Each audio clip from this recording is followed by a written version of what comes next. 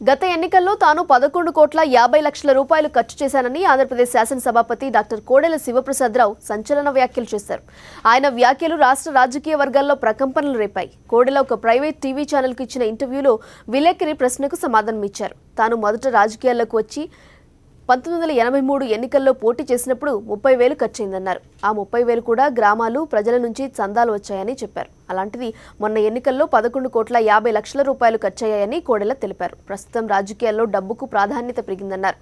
ఇది ఆరోగ్యకర పరిణామం కాదని అభిప్రాయపడ్డారు. ప్రజలు కూడా ఆలోచించాలని, ప్రజాప్రతినిధులు సంపాదించారు కాబట్టి వారు దగ్గర డబ్బులు తీసుకోవటం సరైందేనని ప్రజలు అనుకుంటున్నారని చెప్పారు. ప్రజలు డబ్బులు తీసుకున్నారు కాబట్టి సంపాదించుకోవాలని ప్రజాప్రతినిధులు భావిస్తున్నారని కోడెల శివప్రసాదరావు తెలిపారు. అయితే ఎన్నికల సంఘం నిబంధనల ప్రకారం ఎమ్మెల్యే అభ్యర్థి 28 లక్షలు మాత్రమే ఖర్చు చేయాలి. దానికి అనేక రెట్లు అధికంగా డబ్బులు ఖర్చు చేశానని స్పీకర్ చెప్పడం అందరినీ విస్మయపరిచింది. అయితే కోడెల స్వయంగా తన నోటితోనే ఎన్నికల ఖర్చు గురించి చెప్పారు కనుక ఎన్నికల కమిషన్ సుమోటోగా చర్యలు తీసుకోవాలని పలువురు ప్రజాప్రతినిధులు, న్యాయవాదులు, ప్రజా సంఘాలు డిమాండ్ చేస్తున్నాయి.